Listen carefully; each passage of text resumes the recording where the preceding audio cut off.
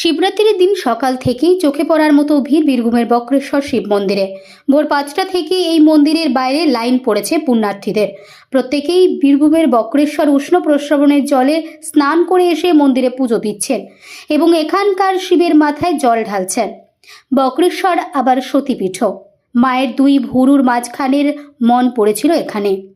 আজকের দিনে শিবের মাথায় জল ঢেলে অনেকেই সতীপীঠে মাকে পুজো দিচ্ছেন পুণ্যার্থীরা। ইতিমধ্যেই প্রচুর মানুষের আগমন ঘটেছে। আজ সেই জন্য নিরাপত্তা ব্যবস্থা ঢেলে সাজানো হয়েছে। বক্রেশ্বরে পুলিশ কর্মী মোতায়েন করা হয়েছে, কিন্তু এতই মানুষের ভিড় ঘটেছে যে নিয়ন্ত্রণ করা অসম্ভব হয়ে দাঁড়িয়েছে।